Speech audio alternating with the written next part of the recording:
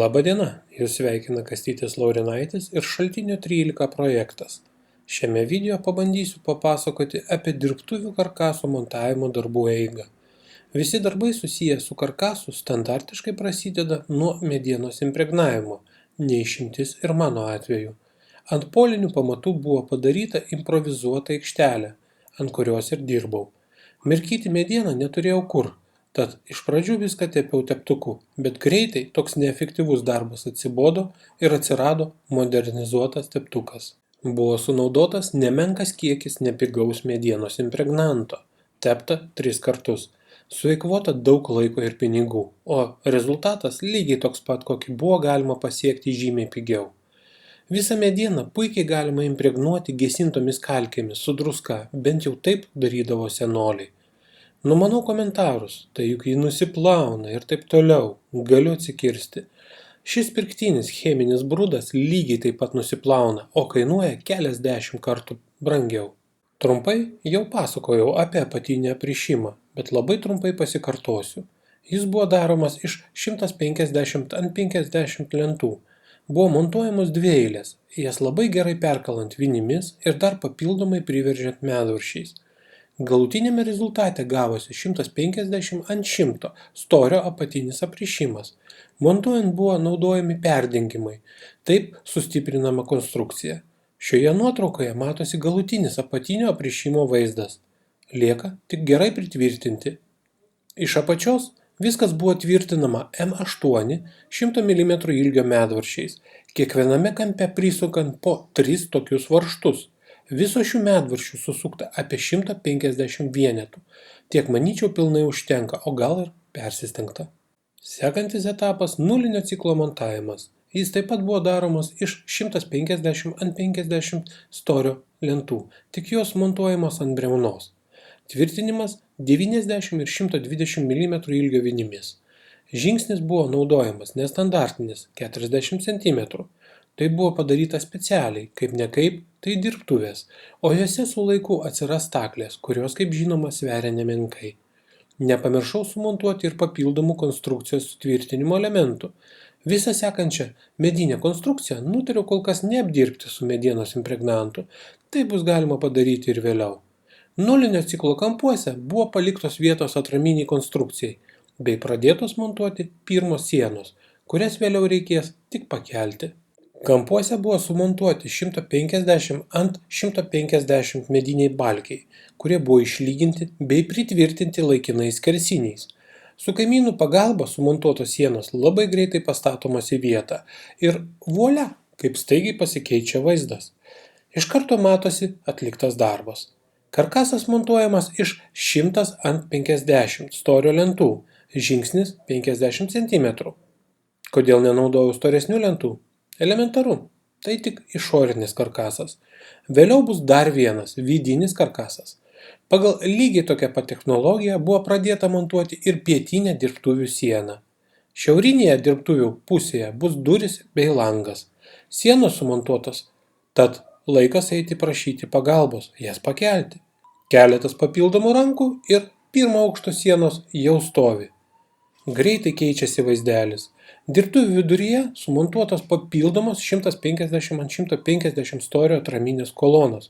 Būtent joms teks nemenka apkrova. Karkaso statybos darbai tęsiasi. Montuojamas viršutinis aprišimas. Čia jau naudojau 200 ant 50 storio lentas. Kampuose paliktos vietos atraminėms kolonoms. Pradėtas montuoti perdengimas. Galuose lentos paguldomas ant viršutinio aprišimo, o viduje tvirtinamas U formos sutvirtintais kampuočiais prie lentos, kuri remiasi ant atraminių kolonų. Papildomai visi kampuočiai buvo tvirtinami su M10 storio varžtais. Sekantis etapas – pavėsinė garažui. Nekreipkite dėmesio į medžius augančius garaže. Jie vėliau bus iškelti į kitą vietą. Pavėsinės konstrukcijoje buvo panaudotos 100 ant 50 storio lentos, kurios buvo montuojamos kas pusmetrį. Tai nėra labai tvirta konstrukcija, sunkaus stogo negalėsiu sumontuoti, nors visa konstrukcija buvo sutvirtinta papildomomis atramomis. Gan dažnai smarkiai stabdydavo darbus lietus, bet tai neišvengiama. Nebuvo pamiršti ir skersiniai. Su laiku visi laikini skersiniai buvo pakeisti pastoviais, juos įleidžiant į karkasą. Tvirtinama geltonais kokybiškais medvaržčiais. Šioje vietoje geriau netaupyti. Juodiems medvaržčiams labai dažnai nutrūksta galvos. Visos kritinės karkaso vietos buvo sutvirtintos metaliniais kampuočiais, kurie buvo tvirtinami ne tik M8 medvaržčiais, bet ir papildomai prikalami vinimis. Vėliau laikiniai skersiniai keičiami pastoviais. Kampuose jie taip pat būdavo įleidžiami, tam reikėdavo skirti nemažai pastangų, bet ką darai, daryk gerai. Pradėtas ruošti darbų frontas antrame aukšte, sukeliamos lentos, kad būtų galima patogiau dirbti. Laikinos grindys, bent jau nereikės saugotis vaikščiojant, kad netyčia nenugarmėti žemyn. Kadangi pastoviai dirbau tik vienas, vis trūkdavo papildomos rankos. Tad tekdavo suktis iš padėties parankinėmis priemonėmis. Gerai pagalvojęs, nutariau labai nenužeminti stogo, taip gaunant papildomai naudingo ploto, kurį bus galima išnaudoti gyvenamosioms patalpoms. Technologija ta pati. Sumontuojamos sienos ant lygaus pagrindo ir vėliau jos pastatomos bei pritvirtinamos į vietą. Remiantis brėžiniu, tiesiog ant lentų buvo nubraižyti šiaurinės ir pietinės sienos kontūrai. Kaip nekaip, jos juk identiškos. Iš pradžių montuojama apatinė konstrukcija, vėliau virš jos montuojama viršutinė konstrukcija. Volia, viršutinė konstrukcija paruošta, sumontuotas skersinis bei papildomi karkaso elementai. Su kaimynų pagalba pietinė antro aukšto siena buvo pakelta bei pritvirtinta. Dabar galima užbaigti montuoti šiaurinę sieną. Sumontavus skersinius bei papildomus karkaso elementus, siena su pagalba pastatoma ir įtvirtinama į vietą. Atvažiavo pagelbėti sūnus su draugais, tad gan greitai lentos stogo konstrukcijai buvo sukeltos į viršų. Viršutinis murlotas ir sienos buvo sutvirtintos papildomai metaliniais kampeliais. Visur buvo naudojami M8 medvaržčiai bei M10 varžtai. Viską papildomai perkalant vinimis. Iš dviejų 200 ant 50 mm storio lentų buvo susukta viršutinė konstrukcija gegnėms atremti. Atsiprašau, bet nežinau, kaip tiksliai vadinasi ši konstrukcija. Sunkiai, nebe kaimynų pagalbos, ji buvo užboginta į viršų. Tai kaip ne kaip 200 ant 100 bei virš 8 metrų ilgio balkis. Už sekantį darbų etapą turiu labai padėkoti Romui, kuris padėjo su stogo gegnių montavimo darbais. Vienas aš niekaip nesusitvarkiau, neužtekdavo košės, suvaldyti 6 metrų ilgio lentą. Per dieną mes sugebėjome sumontuoti vieną stogo pusę bei pradėti kitą. Kitos dienos ryte radau štai kokią dovanėlę. Tad užuomina suprasta. Turiu pagirti, kaimynės labai pasistengė su vainiku. Palaipsniui, po truputį, stogo konstrukcija montuojama toliau. Tvirtinimo elementų negailiu. Stogas bus dengtas čerpėmis, o tai sunkus stogas. Vasaros liūtis parodė, ką gali. Prie mano akių laikina pašiūrė, kur buvo sandėliuojama statybinė mediena, pakėlė į orą, susuko ir nuteškė į tvorą. Audros padariniai. Daugiau nuostolių nepridarė, bet padirbėti teks. Kol sutvarkysiu visą šią betvarkę.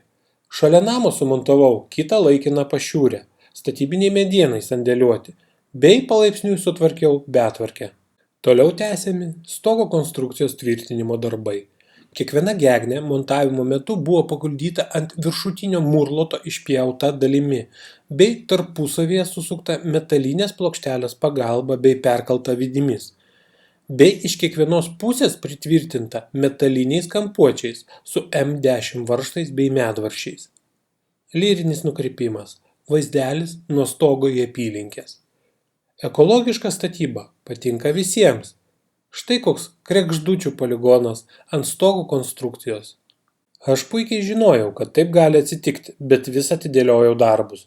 Stogo konstrukcija pas mane išnešta metrą į priekį, tad savaime suprantama, kad apatinis murlotas be papildomos atramos išsilenkia. Reikia taisyti padėtį. Iš 100 ant 100 storio medienos balkiuko buvo padarytos atraminės konstrukcijos, rankinio frezerio pagalba net truputį pagražintos. Sumontavus šias atraminės konstrukcijas, apatinis murlotas sugrįžo į savo vietą. Pradėti gegnių išlyginimo darbai. Kiekviena gegnė esant poreikiui buvo palyginama pakišant plasmasinius skaičius. Medinių nenaudojau, nes jie su laiku gali susitraukti. Baigus šios darbus, buvo pradėta montuoti difuzinę plėvelę bei grėbėstai. Rudenėja, oras vis prastėja, pastoviai lyja, tad po truputį buvo pradėti statybų konservacijos darbai. Dengiamas stogas ir toliau su difuzinė plėvele, grėbėstuojama, bei visas karkasas apakalamas tentinė medžiaga. Dalinai apsisaugojus nuo vėjo ir darganos, vakarais galima krapštytis, kol leidžia oro sąlygos. Viduje sumontavau laikinas grindis, atsivedžiau įvadą, sumontavau laikiną elektros skydą. Pagaliau nereikės daugiau kankintis su prailgintojais. Sumontavau laikinas duris ir galima sakyti laiku atėjo žiema. Liko dar kelias vietas užkalti tentų ir karkasas bus paruoštas žiemos periodui.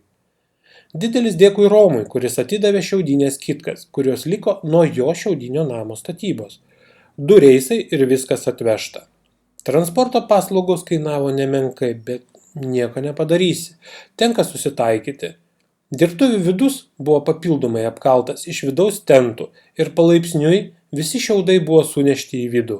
Kažkaip savaime gavosi unikalaus dizaino laikinos dirbtuvės. Taip namukas ir pražiemojo iki kito statybos sezono pradžios. Tad, jei turite kokių klausimų, maloniai prašom, pasistengsiu visus atsakyti. Kviečiu rašyti komentarus po šio video bei aptarinėti Facebook paskyroje. Dalinkite šio video bei nepamirškite įvertinti. Spauskite pirštą aukštyn, jei video patiko, o jei nepatiko, spauskite pirštą žemyn ir būtinai parašykite, kas nepatiko. Tai bus galima išvengti klaidų ir tobulėti. Tai tiek, viso geriausio ir iki pasimatymo.